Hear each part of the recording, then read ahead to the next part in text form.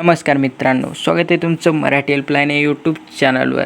तर मित्रांनो, PM किसान योजनेचे 6,000 ऐवजी आता तुम्हाला मिळणार 8,000 रुपये आणि ते कसे मिळणार हे आजच्या व्हिडिओमध्ये आपण बघणार आहोत। त्यामुळे हा व्हिडिओ शेवटपर्यंत नक्की बघा आणि व्हिडिओ आवडल्यास व्हिडिओ लाईक करा आणि चॅनलवर नवीन असाल चॅनल लगेच सबस्क्राईब करा। चला तर मित्रांनो, मग जरा न घालवता आपण आपल्या आजच्या व्हिडिओला सुरुवात करूया।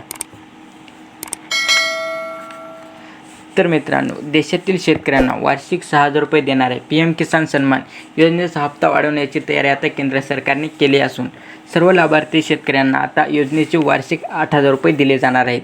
शेतकऱ्यांना आर्थिक मदत देण्यासाठी सुरू केलेल्या योजनेसाठी हा अत्यंत महत्त्वाचा निर्णय असणार आहे। मित्रांनो, केंद्र सरकारने 2019 साली देशातील अल्पभूधारक शेतकऱ्यांना आर्थिक मदत देण्यासाठी वार्षिक 6,000 रुपये देणार असल्याची घोषणा केली होती आणि त्यानुसार सर्व शेतकऱ्यांना ऑनलाईन आणि ऑफलाईन पद्धतीने अर्ज भरून घेतले होते। वर्षातून दर 4 महिन्याला शेतकऱ्याच्या खात्यावर 2,000 प्रमाणे वार्षिक 6,000 रुपये शेतकऱ्यांना देण्यात येतात। PM किसान सन्मान योजनेचे आतापर्यंत 15 हप्ते शेतकऱ्यांच्या खात्यावर जमा करण्यात आले आहेत, म्हणजेच प्रत्येकी 30,000 रुपये शेतकऱ्यांना PM किसान योजनेचे अंतर्गत मिळाले आहेत। दर 4 महिन्याला खात्यावर येणाऱ्या 2,000 रुपयामुळे शेतकऱ्यांना शेती कामासाठी व इतर खर्चासाठी आर्थिक मदत होती आणि त्यामुळे शेतकऱ्यांना या योजनेबद्दल समाधान आहे। यातच आता या योजनेत भर टाकून शेतकऱ्यांना वार्षिक 8,000 रुपये देण्याचा निर्णय केंद्र सरकारने घेतला असून याबाबत आता लवकरच घोषणा होणार आहे। मित्रांनो, नुकताच देशातील 4 राज्यांमध्ये विधानसभा निवडणुकीचा निकाल लागला आहे आणि या 3 राज्यांमध्ये भारतीय जनता पक्षाला बहुमत मिळाल्याचे आपण पाहिले आहे। या राज्यात देखील शेतकऱ्यांचे प्रमाण चांगल्याच प्रमाणात होते आणि तेथे देखील PM किसान योजना 2019 पासून शेतकऱ्यांना वार्षिक 6,000 रुपये देते।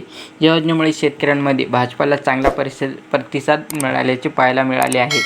PM किसान योजनेचा पुढील हप्ता हा जानेवारी महिन्यात शेतकऱ्यांच्या खात्यावर जमा करण्यात येणार आहे आणि या हप्त्याची आधीच शेतकऱ्यांना वार्षिक 8,000 रुपये मिळणार असल्याची घोषणा होणार आहे, कारण जानेवारी महिन्याच्या पहिल्या आठवड्यातच केंद्र सरकारचे अधिवेशन होणार आहे आणि यातच शेतकऱ्यांसाठी महत्त्वाचा निर्णय घेण्यात येणार आहे।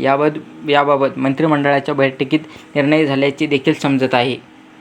2024 मध्ये फेब्रुवारी महिन्याच्या आसपास लोकसभेची निवडणूक लागण्याची चिन्हे आहेत। यासाठी जानेवारी महिन्यात होणारे अधिवेशन हे अत्यंत महत्त्वाचे ठरणार आहे, कारण केंद्र सरकारची दिशा ठरवणारे अधिवेशन असणार आहे।